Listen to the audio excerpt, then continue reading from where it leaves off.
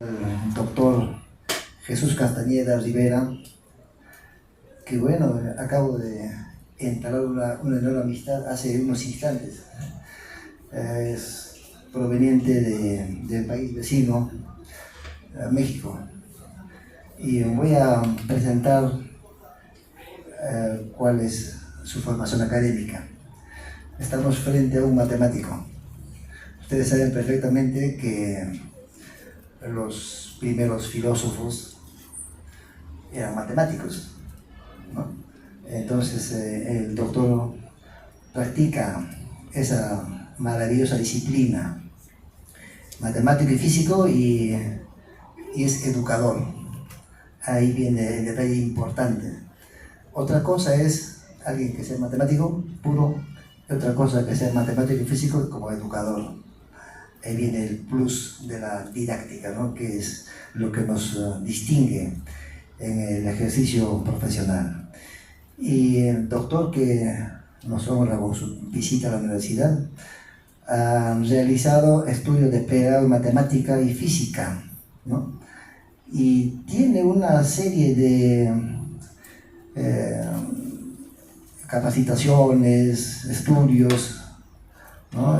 Él es un investigador, ¿no? En campo de la educación, en temas relacionados a la enseñanza de la matemática. Recibió el premio de investigador UNIT en 2011, el premio al mérito Juan Juvenil de Morelia en 2006, distinción nacional en Ciencias y Humanidades en el 2021 por la Secretaría de Educación Pública, doctor honoris causa de la universidad, recientemente el premio Nobel Educa a la investigación en ciencia y educación.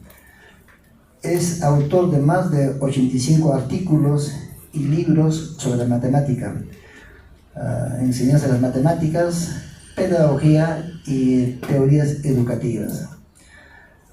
Bueno, tiene una larga experiencia académica que acredita, digamos, la erudición dentro de la disciplina matemática y lógica, a quien vamos a darle pues un caluroso bienvenido. Y doctor, esta es su universidad, el país nuestro, tenemos la misma historia, le damos la más cordial bienvenida. Siéntese como en casa.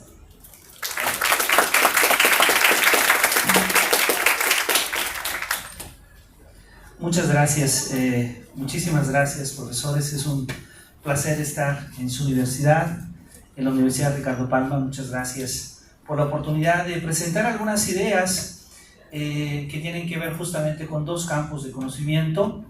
Uno es el campo de las matemáticas, el otro es el campo de la lógica.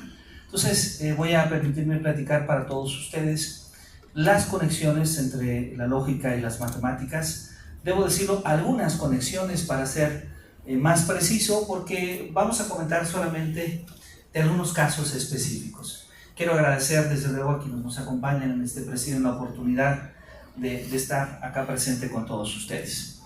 Vamos entonces a hablar justamente de cómo a través del desarrollo de la lógica podemos hoy en día conocer otros campos de conocimiento. Hemos podido conocer otros campos de conocimiento desde la lógica hasta las álgebras booleanas y la teoría de retículos. Vamos a hablar un poquito de esta conexión tan interesante que se da hasta tiempos mucho más contemporáneos, como es el desarrollo de la comunicación digital.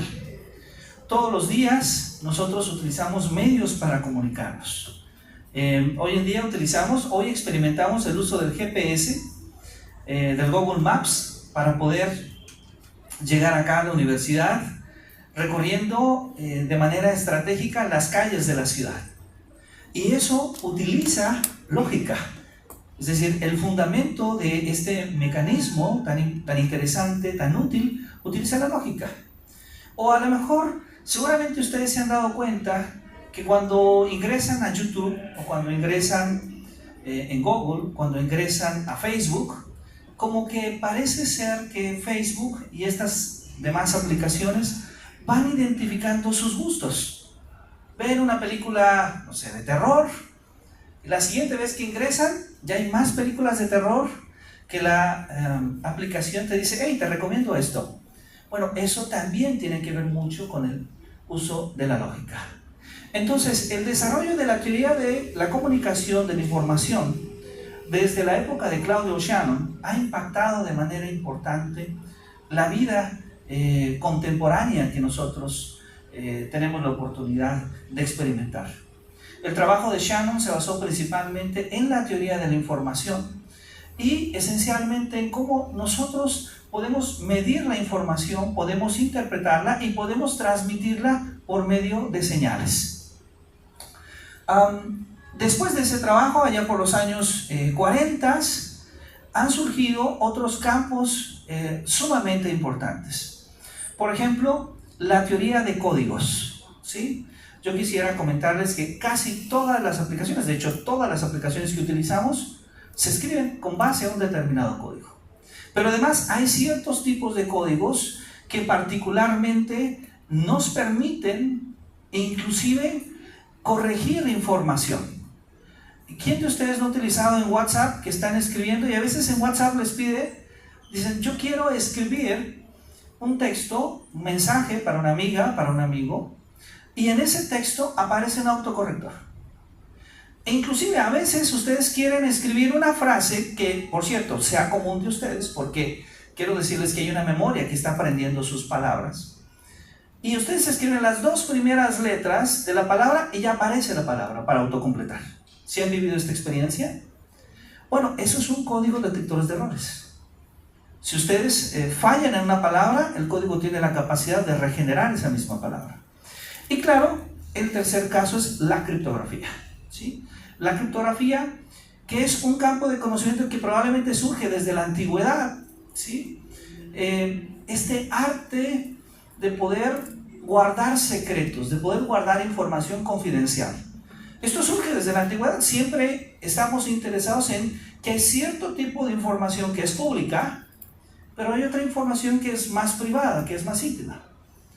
Bueno, en la antigüedad había ciertos métodos, pero hoy en día hay mucho interés porque nosotros utilizamos distintas aplicaciones y también queremos guardar ahí nuestra confidencialidad, nuestra información personal.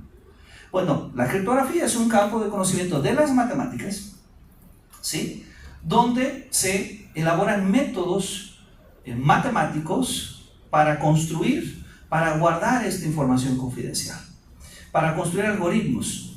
Y por cierto, estos campos de conocimiento, la teoría de códigos, la criptografía, la teoría de la comunicación, el álgebra booleana, la teoría de retículos, no fueran posibles sin el desarrollo de la lógica.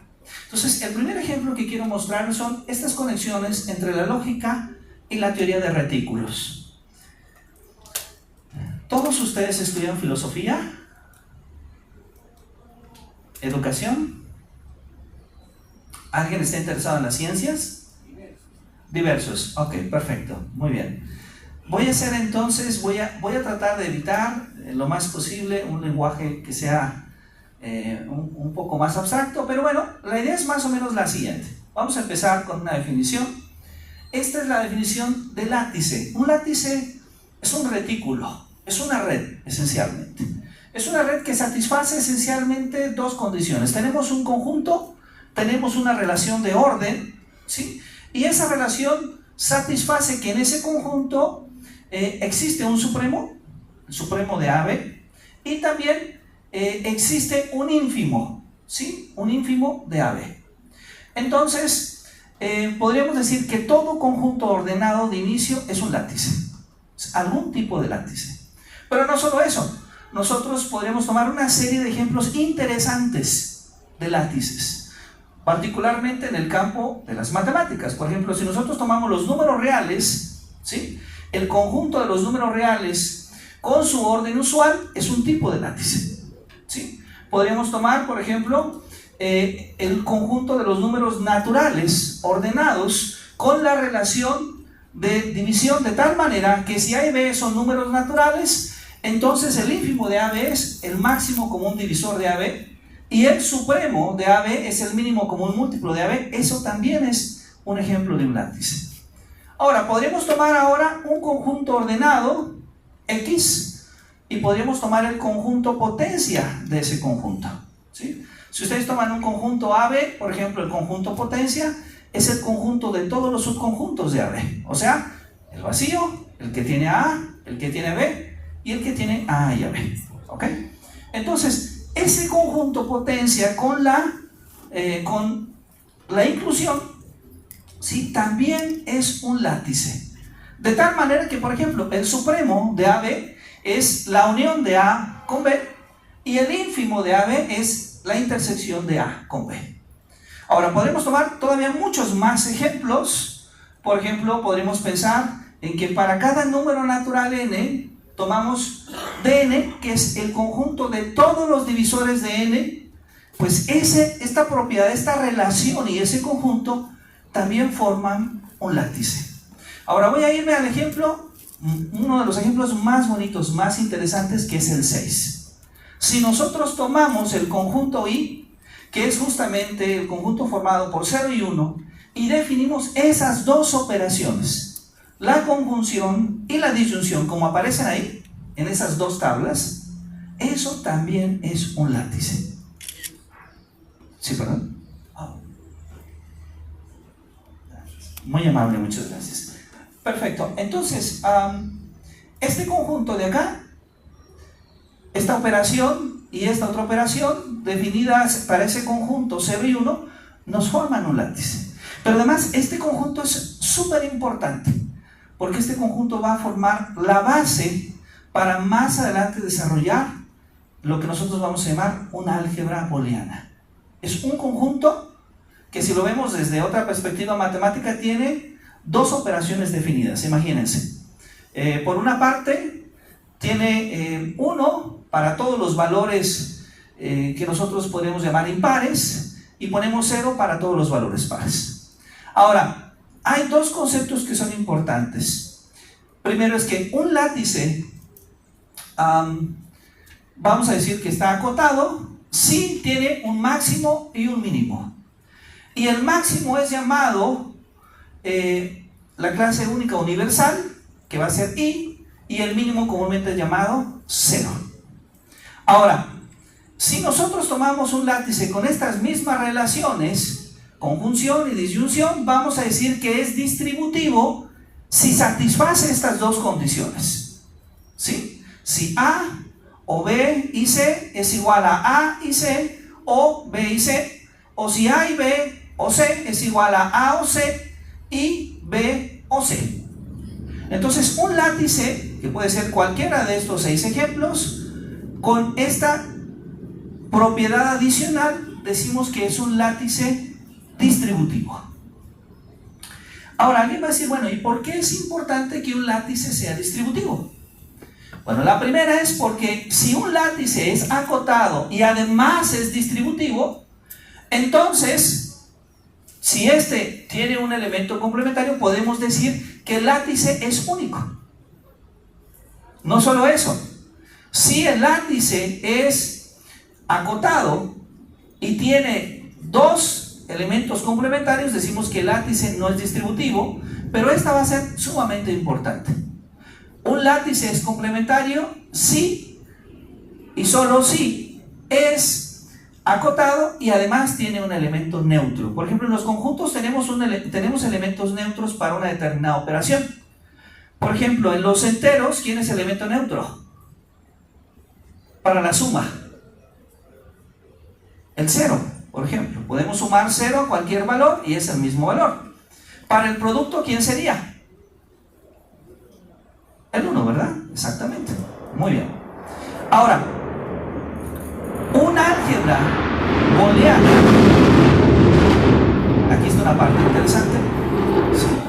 Una álgebra booleana es un látice que es distributivo y complementario. Entonces, aquí nosotros podemos observar justamente la conexión que se da entre los látices, los retículos, y las álgebras booleanas. ¿Sí? De hecho, podríamos decir que estos dos látices, fíjense, este látice que es el conjunto potencia, ¿se acuerdan? Con la inclusión, y además el látice formado por los divisores de un determinado número natural n son dos ejemplos de álgebras booleanas.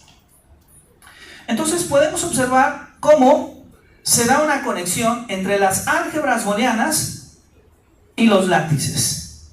Bueno, de hecho podríamos decir lo siguiente: si A es una álgebra booleana o es una álgebra de Boole finita, entonces existe un conjunto C, ¿sí?, finito, tal que A es isomorfo al álgebra de Boole de las partes de C.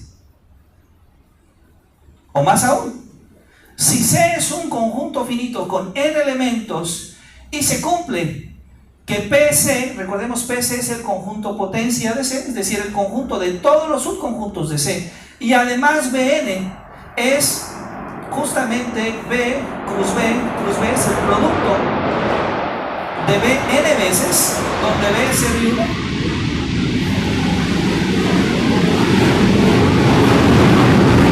Entonces podemos decir que esta álgebra es isomorfa a esta otra, a Bn.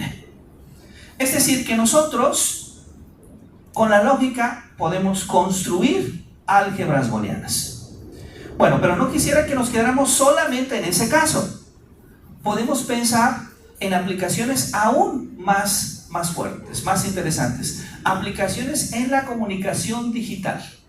Y estuve pensando en este ejemplo para ustedes justamente porque, vean, vamos a necesitar un campo que tenga dos elementos. Imaginemos que todos nuestros números son solamente 0 y 1. Vamos a poner 1 para todos los números impares. Por ejemplo, aquí el 3 es 1, 5 es 1, 7 es 1. Y vamos a poner 0 para todos los valores pares. ¿Sí? 0, 2, 4, 6, 8, 10, todos estos tienen un valor 0. Entonces, vamos a definir la suma de una manera distinta, muy especial. Como aquí solamente tenemos ceros y unos, la suma, por ejemplo, de 0 más 0 es 0. 0 más 1 es 1, 1 más 0 es 1, pero después 1 más 1 es 2, pero 2 ¿cuánto es? 0. ¿Sí? El producto es 0 por 0, 0, 0 por 1, 0, 1 por 0 es 0 y 1 por 1 es 1. Entonces vamos a pensar, vamos a recordar algo de polinomios, ¿sí? Vamos a tomar un polinomio, el polinomio x a la 7 menos 1, ¿sí? Y vamos a pensar en cómo ese polinomio se puede descomponer en polinomios irreducibles o en factores irreducibles, ¿sí? X a la 7 menos 1 se puede escribir, ¿sí?, como x por x a la 3 más x más 1 por x cúbica más x cuadrada más 1. ¿Sí estamos de acuerdo?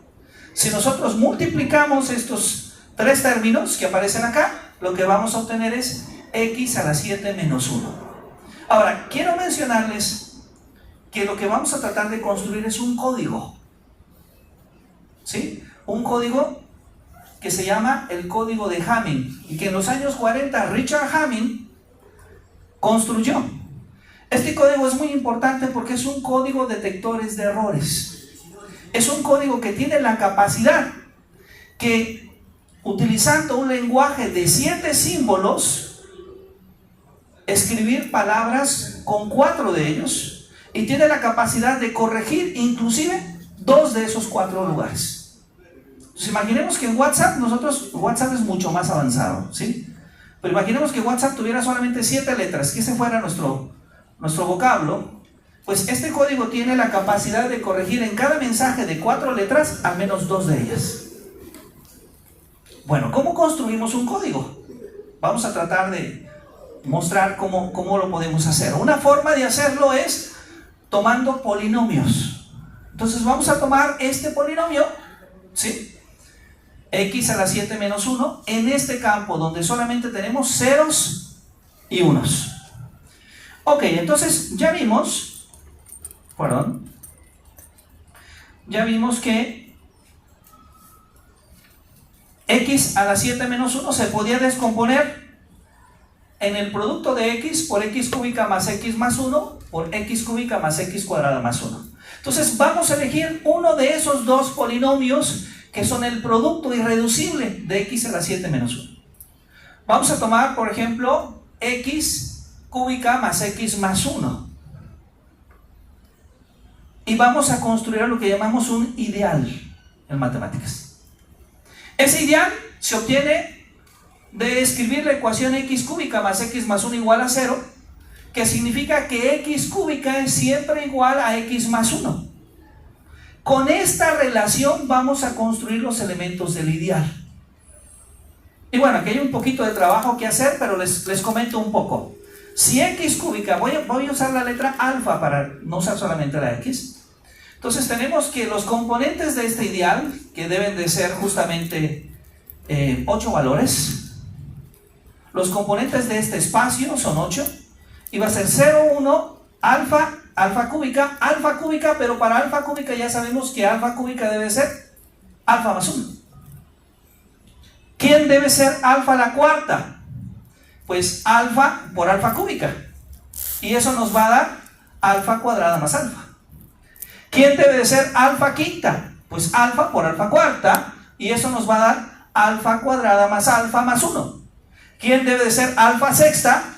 Pues alfa por alfa quinta, que debe de ser alfa sexta igual a alfa cuadrada más 1. Si calculamos alfa séptima, ¿qué creen que nos va a dar? Alfa séptima va a ser alfa por alfa sexta, pero alfa por alfa sexta va a ser 1 otra vez. ¿Por qué razón? Porque elegimos el polinomio X a la 7 menos 1 igual a 0, y X a la 7 menos 1, si pasamos el menos 1 al otro lado, es X a la 7 igual a 1. Entonces esto genera como una especie de ciclo, ¿sí? Ahora, esos elementos nosotros los podemos escribir en una tabla muy bonita. Ahí están todos los elementos de la suma. Es decir, si nosotros escribimos la suma de 0, 1, alfa cuadrada, alfa cúbica, alfa cuarta, alfa quinta, alfa sexta, también en este mismo orden, vean que tenemos, por ejemplo aquí, alfa más 1 es 1 más alfa. Alfa cuadrada más alfa cuadrada, ¿cuánto debe ser? 0. Va a cumplir que siempre que sumamos elementos con la misma potencia, son 0. De hecho, siempre que sumamos elementos iguales nos da 0. Y entonces toda esta diagonal, vean por favor, está compuesta de ceros. De hecho, vean que este triángulo de acá es como una especie de reflejo de este. Es igualito, nada más que está en el espejo. Eso es una tabla de suma. Eso es una tabla de suma. Si nada más lo ponemos en potencias de alfa, se vería así. Aquí tenemos todas las potencias de alfa. Entonces, ¿qué nos significa esto? Que alfa cúbica, por ejemplo, con alfa a la cuarta es alfa sexta. Alfa quinta más alfa cúbica, alfa cuadrada. Ahí podemos encontrar la suma de todas las alfas. Eso que nosotros estamos construyendo justamente es lo que llamamos un ideal. Y el ideal lo que describe son justamente los elementos del espacio de ese código. Ahora, ya lo hicimos para un polinomio, que fue el polinomio x cúbica más x más 1. Podemos hacerlo también para el polinomio x cúbica más x cúbica más x cuadrada más 1. Y el procedimiento es exactamente igual. Como x cúbica más x cuadrada más 1 es igual a 0, entonces x cúbica es igual a x cuadrada más 1. Y entonces podemos construir un ideal. Ahora le voy a utilizar la letra beta. Sí, voy a utilizar la letra beta. Con esto podemos construir las potencias de beta. ¿Cuál es este ideal? Pues los elementos del ideal son 0, 1, beta, beta cuadrada, beta cúbica. Vean por favor que beta cúbica es igual a beta cuadrada más 1, y de ahí podemos, de la misma forma que en el anterior, construir quién es beta cuarta, quién es beta quinta, quién es beta sexta, etc. Y entonces podemos construir, igual que en el caso anterior, una tabla de suma, pero ahora para beta. Esa es la tabla de suma para beta. Si lo queremos escribir solamente en potencias de beta, se vería así. Aquí están todas las potencias de beta. Y es una tabla de suma, observen que es distinta a la de alfa. Sin embargo, a pesar de que es distinta, podríamos decir que esta estructura, este ideal, respecto a x cúbica más x más 1, y este otro ideal, respecto de x cúbica más x cuadrada más 1, son estructuralmente equivalentes. ¿Qué significa que sean equivalentes? Significa que todo lo que encuentro en uno, también lo puedo encontrar en el otro. Es decir, son isomorfas. Es posible construir un isomorfismo de estos ideales. Ahora, estos ideales también podemos estudiarlos desde la geometría. Vamos a suponer que alguien dice, a mí no me gusta tanto el álgebra, pero lo podemos estudiar desde la geometría. Sí, hay un espacio parcialmente lineal que conocemos como el diagrama de Fano. Es este, miren. Este diagrama de Fano describe la geometría de este código. Fíjense qué bonita geometría tiene este. Es un espacio finito. ¿Cuántos puntos tiene? 7. Y cada recta está compuesta por 3 y solamente 3 puntos. Esto es una recta, esto es una recta, esto es una recta, esto es una recta, esto es una recta. ¿Se lo ven? Cada recta, entre cada dos rectas hay solamente un punto de intersección. Entonces, con estas dos propiedades geométricas muy simples que hemos definido, que cada recta está compuesta por 3 puntos y que cada recta está en la intersección con otra recta, tiene solamente un punto en común, podemos construir toda una geometría que es equivalente al campo finito que hemos escrito anteriormente, que describe parte de ese campo finito. Y entonces nos damos cuenta que del álgebra podemos hacer un paso muy bonito a la geometría. Ahora, esto es un ejemplo de aplicación de los códigos detectores de errores. Pero alguno de ustedes va a decir, bueno, además de esto de WhatsApp, ¿dónde más se ha utilizado un código detector de errores? Por ejemplo, este código de Hamming se utilizó en la primera exploración a Marte. Un problema complejo que se presenta cuando hay señales con mucho ruido es que las señales, el medio les asocia ruido, les asocia errores. Y es importante desarrollar un algoritmo que ayude a corregir esos errores. Por ejemplo, en la primera exploración a Marte, las imágenes no describían exactamente cómo era Marte, porque en el código que se hizo había errores del medio. Entonces, un código detector de errores logra también quitar esos errores para que la imagen que se tenga sea mucho más perfectible. Cuando ustedes toman, ¿cómo se llama la aplicación donde salen orejitas? ¿En el celular? ¿Cómo? ¿Podría decirlo usted con voz fuerte? Porque luego yo lo pronuncio. Snapchat. Perfecto. ¿Saben qué hacen? En realidad están agregando un cierto tipo de error, pero es un error específico. Ese error que nosotros en la práctica lo que vemos es simplemente una alteración de la imagen. Te salen orejas o cuernos, o se te mueve el mentón, los ojos, algo así. Es un error programado, ¿sí? ¿Qué es lo que hace un código detector de errores? Quitar ese error. Ahora, cuando el error es programado es muy simple. Sabes cuál es el código, lo cambias y regresa a la imagen. Pero ¿qué ocurre cuando el error es natural? Ahí es mucho más complejo, porque te puede llevar a ver una imagen que no es realmente la imagen que se está procesando.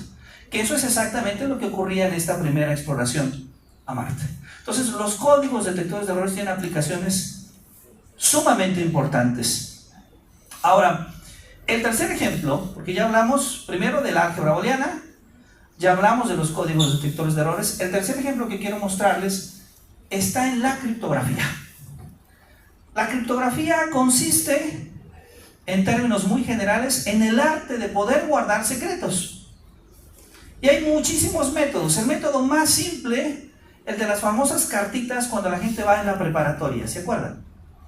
Bueno, no sé si lo hagan acá en Perú, pero en México usted va a la preparatoria, muchos jóvenes quieren platicar algo en las clases, y entonces escriben así en papel, lo pasan. Eso es algún tipo de criptografía. Cumple con esta idea de que ese mensaje que nosotros enviamos, pues es solo para nosotros, no queremos que nadie más lo escuche, ¿cierto? Vean que la propiedad de ese mensaje es que es privado, o sea, la privacidad es muy importante. Yo quiero que solamente esa carta la conozca mi amigo, mi amiga.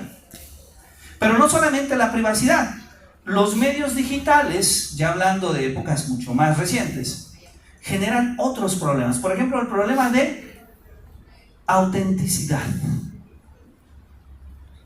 Es decir, a nuestra amiga, ¿cuál es su nombre? Perdón. Ajá. ¿Es su nombre? Perdón. Sí. Dayana. A Dayana le llega esa cartita. Y esa cartita la recibió de... ¿Cuál es su nombre? ¿De usted? Sí. De Alessandro. Dayana está muy contenta, recibió el mensaje. Después de la conferencia vamos al café.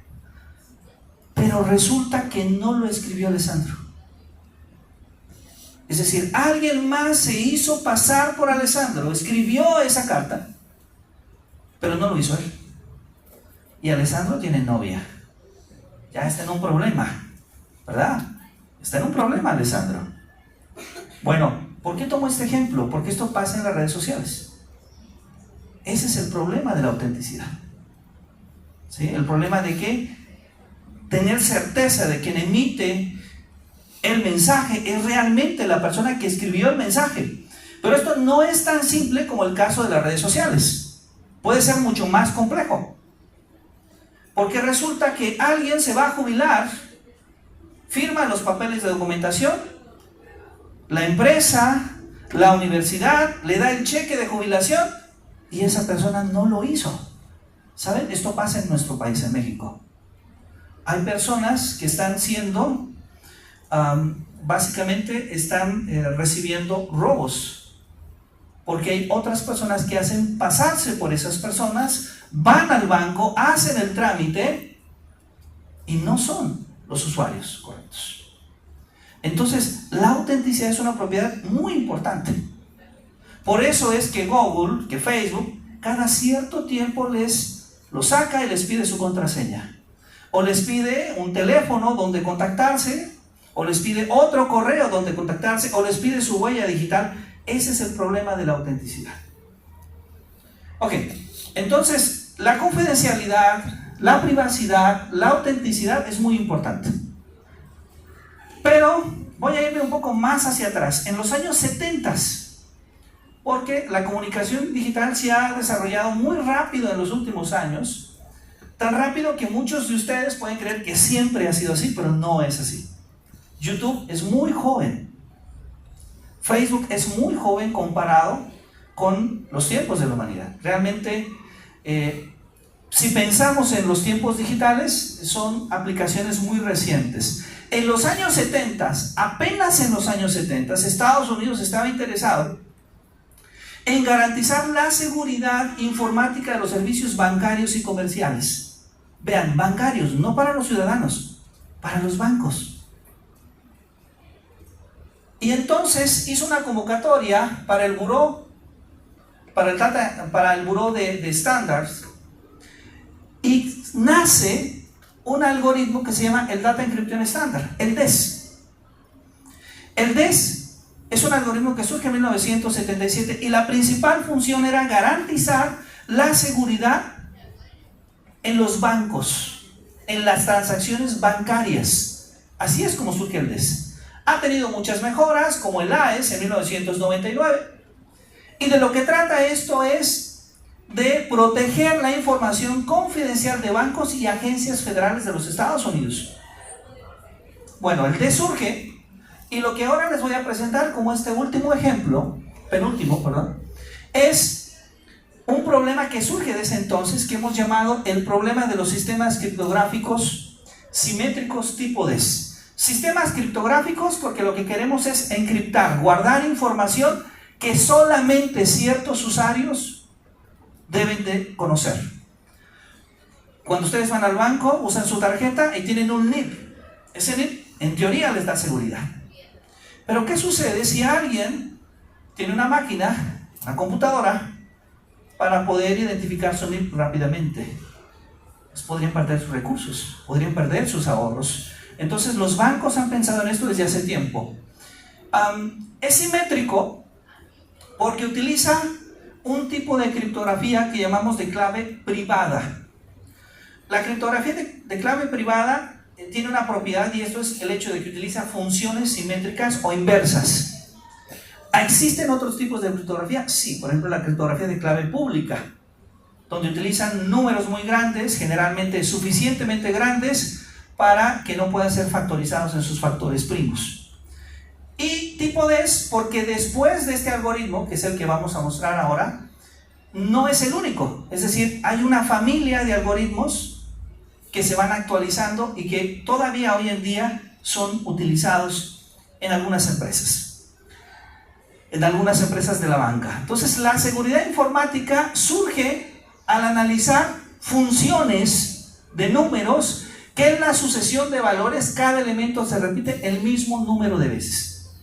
Esas funciones las llamamos funciones regulares, y lo que vamos a mostrar en el caso del DES, esas funciones fueron llamados en ese entonces, en los 70s, S-cajas. A estas funciones les asociamos un valor que se llama la robustez de una función regular. ¿Qué es la robustez? Básicamente es describir qué tanta seguridad criptográfica nos da esa función. Si es muy alta, decimos que es 1, perdón, si es muy baja, decimos que es 1 o cercana a 1, si es muy alta, se acerca al 0. ¿Okay? Entonces lo que buscamos son funciones que nos den pues la mayor seguridad criptográfica posible. Ahora, esto no ocurre de manera mágica, no ocurre que simplemente digamos son las más seguras y ya funciona. No, en realidad es un proceso sumamente complejo. Vamos a mostrar qué tan complejo puede ser. Bueno, hay varias personas que se han dedicado a estudiar este problema. Una de las principales profesoras de criptografía en el mundo, Jennifer Chiveri, una profesora neozelandesa, australiana, y su equipo, Schenk, han estudiado funciones regulares que generan S-cajas en sistemas criptográficos robustos.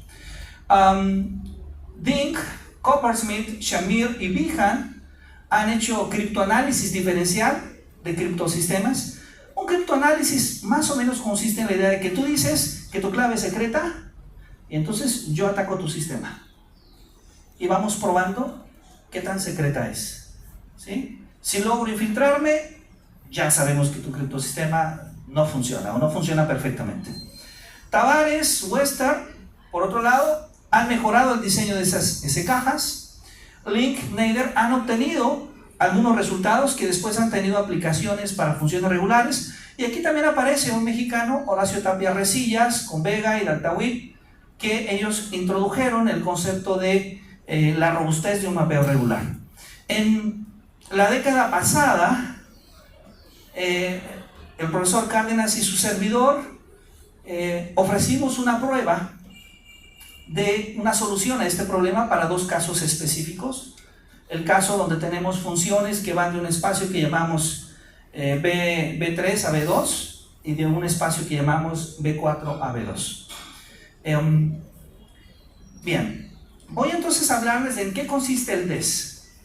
Bueno, el DES, el Data Encryption Standard, ¿sí?, está conformado por S-cajas y lo que más buscamos es analizar justamente estas S-cajas.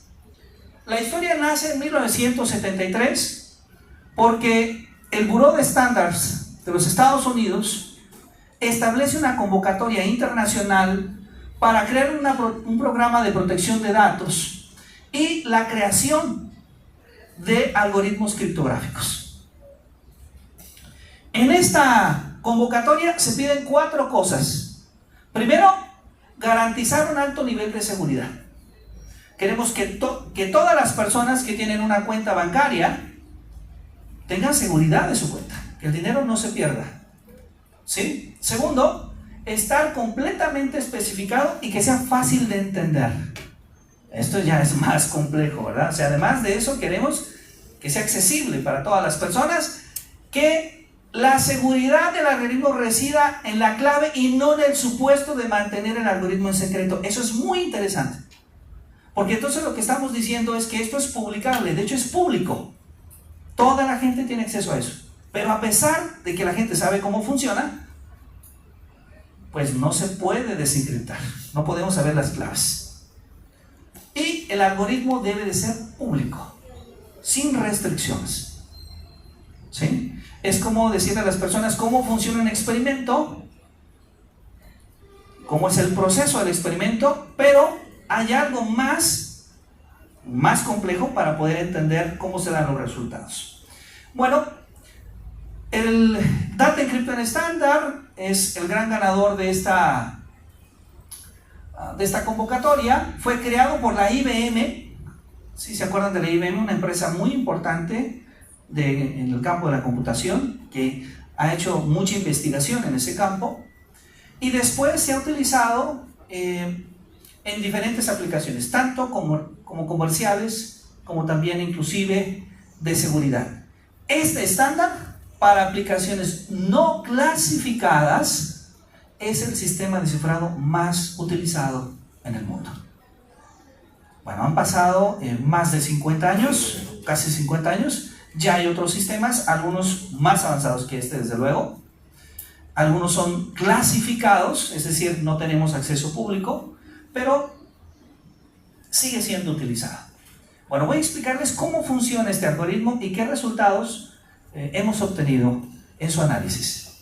La idea es la siguiente: tenemos un texto ordinario y aplicamos algo que vamos a llamar funciones DES, 16 veces. Un algoritmo en 16 pasos, y lo que obtenemos es un texto cifrado.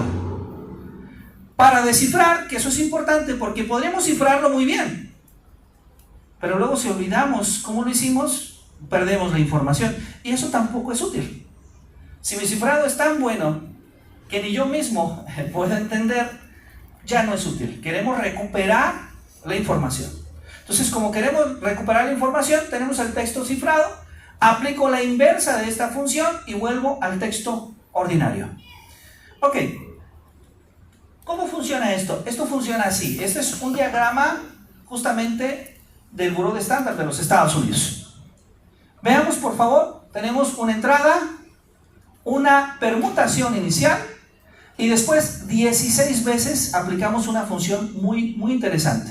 Miren, esa función consiste en que tomamos vectores, palabras de largo 64, y las dividimos en dos bloques, 32 y 32. Al primer bloque le llamamos L0, al segundo le llamamos R0. Aplicamos la función una vez y en la siguiente ronda L1 va a ser R0, o sea, va a tomar el bloque del anterior, pero R1 va a ser L0 más cierta función F aplicada al bloque R con una clave K. El secreto está en esa función F. Ese es el secreto. Esto lo hacemos 16 veces, permutamos con la inversa y ya obtenemos la palabra. La palabra escrita con 64 vectores, con 64 ceros o unos. Ahora, ¿cómo construimos esa función especial? Que es la parte más interesante. La función especial la construimos tomando RI, que es de tamaño 32. Después aplicamos una función que se llama función de expansión. Hacemos esta de tamaño 32 a tamaño 48 y luego le sumamos una clave. Entonces la función de RI más la clave nos da ahora un vector de tamaño 48. Pero en cada vector de tamaño 48 aplicamos otra transformación, que es lo que se llama la S-caja. Veamos que son 8 S-cajas, ¿sí?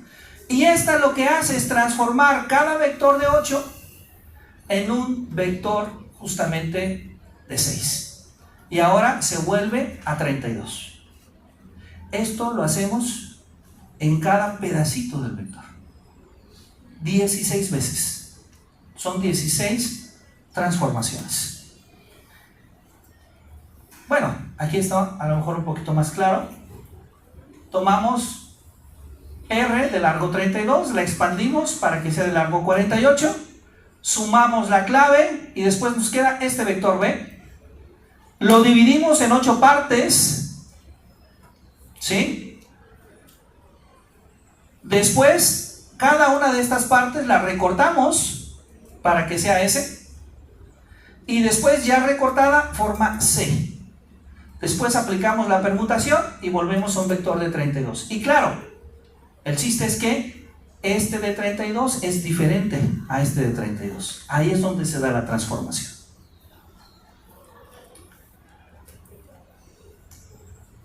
Para la salida, esta es la función. Esta es la función. Para la salida, esta es justamente la función de la permutación inicial, ¿sí? Esta es la permutación, justamente, de números del 1 al 64. Ahí tenemos, del 1 al 64. Ok. Esta es la que aplicamos como inversa. Esta es la función que aplicamos como inversa. Y entonces, este es un ejemplo de cómo se ve la permutación real. Quiero decirles que nosotros hicimos al DES. Bueno, lo hicieron al 77.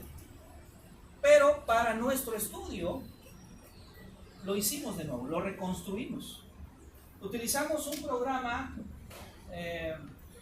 para programar que se llama GAP. Si les gusta la computación pueden buscar GAP. Y GAP es realmente extraordinario porque nos permite, ¿sí?, escribir así como escribimos en matemáticas, escribirlo en la computadora. ¿Okay? Entonces, este es un ejemplo de la permutación. Así se vería.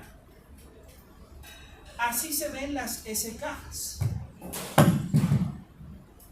Muchísimas gracias. Así se ven las S cajas.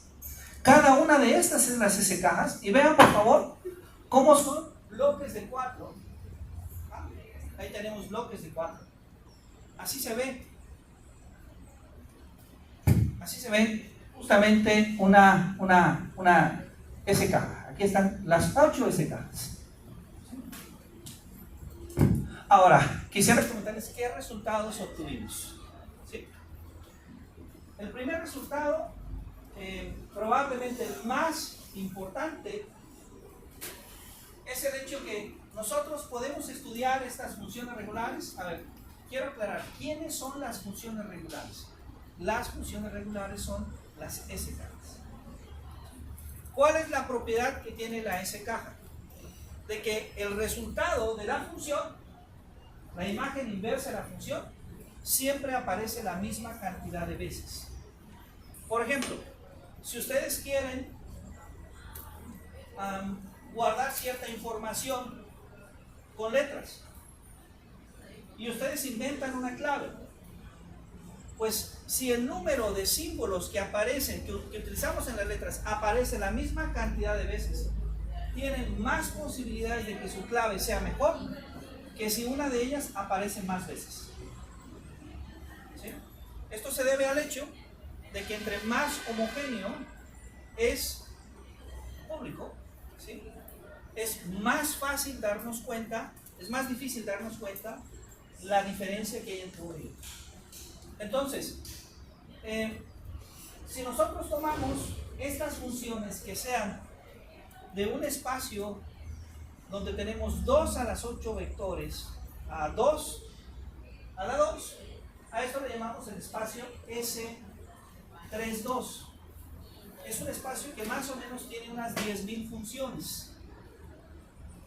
Bueno, nosotros descubrimos algo especial en este espacio. Y lo especial fue que nos dimos cuenta que si nosotros tomamos una función regular fija, o sea, aquella función que siempre envía del 1, 2 al 1, del 3, 4 al 2, del 5, 6 al 3, al 7, 8 al 4, podemos podemos observar que cualquier función regular en ese espacio es producto de una permutación por esa función. Y entonces, eso nos permitió identificar ciertas estructuras para contar las funciones regulares. ¿Cuáles estructuras son? Algo que llamamos grupos. ¿Sí? Grupos finitos. Un grupo que vamos a llamar el grupo H y el grupo K. Y que tienen una peculiaridad, que siempre que nosotros multiplicamos un elemento de ese subgrupo por una función regular, la deja fija. Es decir, nosotros podemos de más de 10.000 funciones darnos cuenta qué tan distintas son, y lo que descubrimos es que esas 10.000 funciones, utilizando el primer grupo, podrían ser en realidad menos de 1.000. O sea que muchas parecían muy diferentes, pero en realidad no eran diferentes. Esto es un problema que llamamos un problema de clasificación. Y después descubrimos que de esas 1.000 podíamos reducirlas a tan solo 2 funciones. Y esto es extraordinario, porque entonces el tiempo que tarda la computadora en calcular 10.000, en lugar de calcular 10.000, solamente tiene que calcular 2. Ahora, si nosotros repetimos eso para espacios más grandes, pues resulta que entonces un problema de cálculo, un problema de cómputo, pensando en un espacio más grande, por ejemplo el espacio S4-2, que es un espacio que tiene más de 66.000 funciones, se puede reducir a un análisis de menos de 1.000 funciones. Y alguien diría, ¿esto qué significa en términos muy concretos? Esto lo que significa es que entre menos funciones tengas para analizar, identificando un patrón determinado, muchísimas gracias, resulta que es más fácil entonces poder introducirse al sistema criptográfico. ¿Han visto la película Terminator 2? Es muy antigua. ¿Sí la han visto? En esa película un joven llega con una computadora, la conecta a un cajero electrónico y salen dólares. ¿Han visto esa escena? Bueno, lo que yo les estoy diciendo es que la probabilidad de que eso sea verdad es muy poca. O sea, eso es real. No va a suceder así. Muchísimas gracias. Es decir, es mucho más complejo que solamente llevar una computadora y lograr entrar a las claves de acceso del cajero.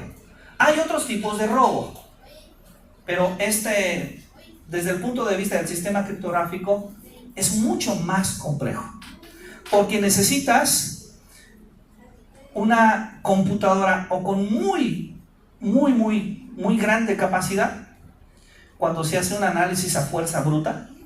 ¿Sí? ¿Qué es un análisis a fuerza bruta? Un análisis es cuando, imaginemos que alguien escribe un mensaje. Nuestra compañera, ¿cuál es su nombre? Sí. Daniela escribe un mensaje. Entonces, ese mensaje que escribe Daniela, ella lo envía a nuestra compañera Araceli. Lo envía a Araceli. Pero está observando con mucha atención nuestro compañero Jonathan. Y Jonathan dice, yo voy a tratar de descubrir qué es lo que Daniela escribió. Pero no tiene ningún elemento para hacerlo. Es como tratar de encontrar una contraseña sin tener una idea de cuál puede ser la contraseña. ¿Eso es posible? Sí. Pero necesitas algo que llamamos mucha fuerza de cómputo y tiempo. Bueno, cuando hablamos de los bancos, puede ser tanto tiempo que cuando por fin tienes el NIP, ya ese NIP no es el que funciona. Entonces, tu cálculo fue inútil. Entonces, esa es una manera de hacerlo. Ahora, también existe la posibilidad, Jonathan, ¿verdad? Sí, de que Jonathan atine. A pesar de que está en contra de la probabilidad, puede atinar, ¿por qué no? Y entonces puede suceder que en un tiempo más o menos razonable descubra cuál es la clave. Pero eso es muy poco probable. Eso es a fuerza bruta. La otra es que Jonathan estudie criptografía. Y si estudia criptografía, va a encontrar métodos para programar una computadora y hacerlo en un tiempo más o menos razonable. Ahora, Jonathan se va a dar cuenta que no es tan simple, sobre todo cuando es un sistema oficial. O sea, cuando es un banco, cuando es una agencia comercial e internacional, Amazon, por ejemplo, Mercado Libre, o cuando es una agencia militar, esto es mucho más complejo. ¿Sí? No es una tarea simple. Y claro que no es una tarea simple, porque ¿quién tiene acceso a las agencias militares? A las armas. Imagínense que una persona puede infiltrarse y tomar decisiones con las armas. Esto es algo muy delicado, entonces no es de ninguna forma una tarea simple. Entonces, bueno, ahí tenemos una tercera aplicación y voy a hablar de una última aplicación para no abusar del tiempo, de su atención. Estas son las conexiones entre la lógica y la física. Los primeros tres ejemplos han ahondado sobre todo en el campo de la lógica y las matemáticas. Y de hecho me disculpo porque hay muchos más ejemplos y uno de ellos que no estoy considerando ahora, que es el propio campo de la filosofía de las matemáticas. La lógica nos ayuda a decir muchas cosas sobre las teorías matemáticas, pero que no hemos incluido en esta discusión. Las conexiones entre la lógica y la física son amplias. Podríamos tomar muchos ejemplos, pero ahora yo he querido tomar un ejemplo de cierta relevancia y que además esperamos pueda ser de utilidad para que se motiven algunos de ustedes y se interesen en temas de este tipo. Voy a referirme a los trabajos de Bell, de Kochen y Specher, estos tres escritores que estudian sobre la física, son físicos ampliamente reconocidos, pero no solamente en la física, sino que se han hecho preguntas centrales, particularmente en un campo de la física que nosotros llamamos la mecánica cuántica. ¿Sí? A lo mejor han escuchado hablar un poco sobre la física fundamental o sobre la física moderna. Esta se estudia en la mayoría de los países de América Latina en preparatoria. Y si ustedes han tenido la oportunidad de leer un poco sobre filosofía, sobre historia de esta física moderna, o estudian alguna ingeniería, probablemente han escuchado ya el término de mecánica cuántica. Y bueno, lo primero que quisiera mencionar es que hay una característica especial entre este tipo de física y la física que se hacía antes de esta. ¿Sí? Bueno, todavía se sigue haciendo otros tipos de física, debo aclararlo. Pero especialmente la física que llamamos determinista. La física que llamamos determinista consistía en una idea específica. Un ejemplo de la física determinista es, por ejemplo, la mecánica de Newton. ¿Se acuerdan de las leyes de Newton? ¿Sí? Perfecto. ¿De las leyes de gravitación de Newton? Bueno, al menos de la ley de gravitación universal. Perfecto, muy bien. Esa ley de gravitación universal, la mecánica clásica de Newton, consiste en una idea muy interesante. La idea de que a través de la física podemos crear modelos que nos permitan inclusive predecir el movimiento, predecir las relaciones que puede tener la fuerza, la masa, la energía, el espacio. Es decir, nos hacen ver desde una mirada al conocimiento científico como algo que es tan poderoso que inclusive nos puede ayudar a conocer lo que va a suceder. Esa es una mirada de la mecánica determinista, la física determinista. Sin embargo, Bell, Kochen y Specher se interesan en un segundo tipo de física que surge a principios del siglo pasado, con muchos grandes personajes.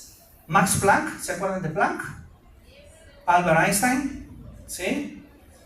Schrödinger, Heisenberg, todos estos apellidos de físicos sumamente notables, Niels Bohr, todos ellos contribuyen a desarrollar la mecánica cuántica.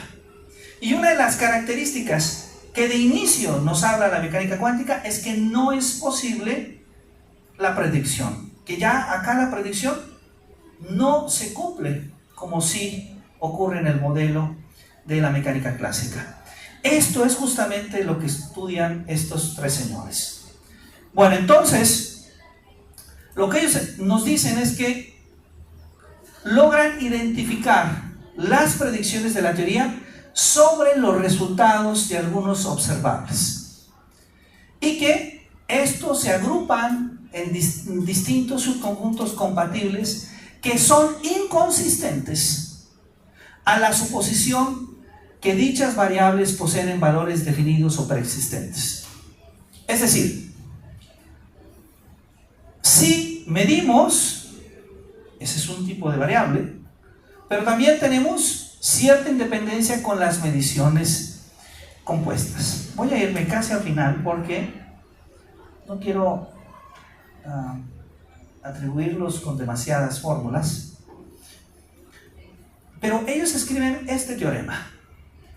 Este teorema que en matemáticas lo decimos más o menos así, pero que vamos a tratar de quitar los términos técnicos. Si tenemos un espacio que es de Hilbert separable de al menos 3 dimensiones, entonces existe una colección de observables tal que no se puede valer simultáneamente la propiedad 1 y la propiedad 2. Ahora, ¿qué significa esto? Esto significa que este teorema de Cauchy-Specker implica que la mecánica cuántica no es consistente con las siguientes propiedades. Simultáneamente, no es consistente simultáneamente con las siguientes propiedades. La primera propiedad es tener valores bien definidos, es decir, que todos los observables poseen valores definidos en todo momento. Segundo, la no contextualidad. Si un observable adquiere un valor, lo hace independientemente del contexto de medida. Entonces, esto lo que significa es que aceptar la mecánica cuántica desde este análisis implica o bien rechazar los valores bien definidos o rechazar la no contextualidad. Bueno, esto nosotros lo podemos ver en algo que Heisenberg llamó el principio de incertidumbre. ¿Alguien lo recuerda? Bueno, si nosotros queremos observar una partícula, una pequeña partícula de materia, pues no es posible al mismo tiempo conocer, por ejemplo, su momento lineal y el espacio donde se encuentra la partícula. Y esto es muy interesante, porque lo que significa es que en realidad, cuando nosotros decimos que conocemos la realidad, esta realidad es momentánea. Y cuando decimos que conocemos la realidad ya cambió. Y entonces, no la conocemos. Esa es la parte interesante. Muchas gracias.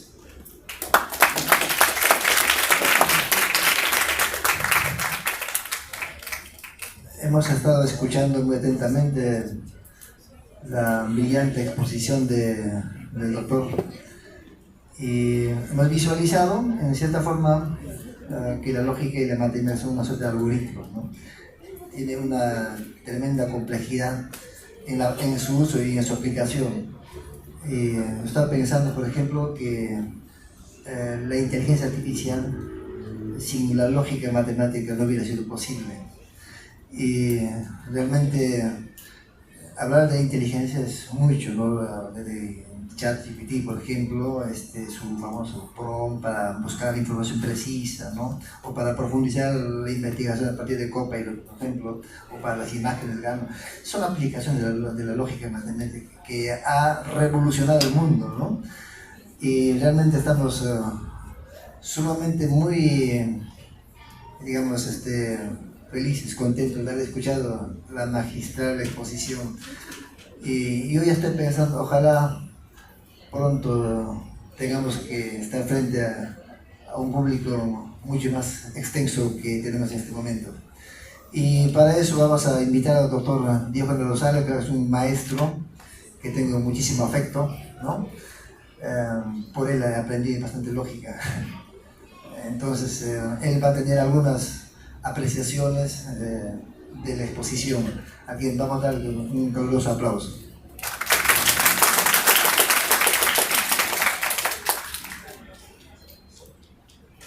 Bueno, en primer lugar,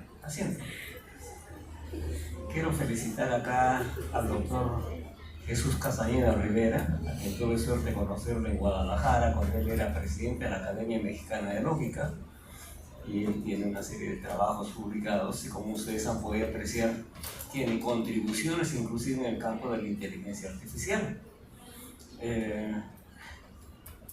Pueden ustedes apreciar además que las conexiones entre lógica y matemáticas son múltiples, son un abanico que requiere estudiarlo con mucha paciencia y manejar el algoritmo, o sea, manejar las operaciones, ¿no? Hay muchas palabras que son novedosas, que ha dicho aquí el doctor Castañeda, que en realidad necesita un poco más de tiempo. Lamentablemente el tiempo nos está ganando, ya nos ganó, y no quiero quitarles tampoco el tiempo a ustedes porque ya tienen su clase respectiva. Solo quiero terminar con un par de preguntas muy simples. ¿Cuál sería el fundamento de Turing sobre el desarrollo de este sistema? Y una segunda pregunta, ha hablado usted de la teoría cuántica de Heisenberg, y los cuánticos creo que ya habían ofrecido una nueva computadora cuántica que hasta ahora todavía no se ha realizado, ¿no? Entonces, por favor. Muchas gracias, profesor Diógenes. Tus preguntas muy interesantes. Bueno, lo primero que deseo comentar es que uno de los puntos que no comenté, que probablemente sea interesante de mencionar, es que hay una conexión muy natural entre los látices que comentamos en un principio y las redes neuronales. De hecho, la inteligencia artificial, como la conocemos ahora, se gesta muchas décadas atrás, cuando surge el cuestionamiento de poder crear modelos que expliquen cómo funciona la mente humana, modelos artificiales. Y de hecho hay una conexión muy interesante aquí en la educación, porque de los años 50 para acá, después de que Alan Turing a principios de los años 30 publica una serie de trabajos que dan origen a la teoría de la computación, un poco como hoy en día la conocemos, surge este interés, por una parte, de estudiar más sobre la mente, de estudiar más sobre nuestro cerebro, desde un punto de vista cognitivo en el campo de las ciencias educativas, desde un punto de vista fisiológico, neurológico en las ciencias médicas, y desde un punto de vista de la inteligencia artificial, justamente en el campo de la computación. En este sentido, podríamos decir que hoy en día tenemos el desarrollo de dos modelos importantes. El modelo basado en la idea de nosotros dar una instrucción a una máquina y que pueda hacerlo. Esto más o menos se logró desde los años 80s y 90s para acá, a través de los autómatas determinados. Pero hoy en día nos enfrentamos a una nueva innovación que es interesante, que es el hecho de que la máquina pueda desarrollar por sí misma cierta capacidad de razonamiento. Inclusive, la gente que hace computación podría corregir mi término, porque aquí quiero mencionar que hay una pequeña discrepancia, y alguien me puede decir, de pensamiento. Yo considero que el pensamiento implica, es decir, el razonamiento forma parte del pensamiento, pero el pensamiento implica algo que va más allá. Las computadoras hasta este momento han dado evidencia de que pueden desarrollar algoritmos para razonar. Inclusive probablemente tienen un razonamiento, no quiero decir que es superior a lo humano, pero sí ampliamente efectivo. Sin embargo, el pensamiento que involucra la capacidad de sentir, la capacidad, bueno, no sé cómo definirla, algo diferente a solamente el hecho de razonar que tenemos los humanos, esto probablemente es algo que está en un proceso de desarrollo y sobre la cual hay mucha discusión, ¿sí?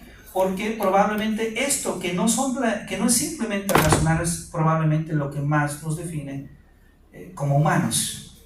Y esto lo podemos ver en el campo de la robótica, que aplica ampliamente el desarrollo de la inteligencia artificial, como los robots actuales tienen amplias capacidades efectivas para desarrollar razonamientos.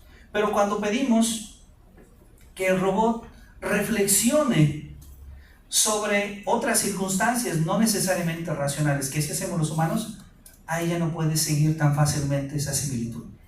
Y lo mismo ocurre con el movimiento, aunque en el movimiento ha habido avances importantes.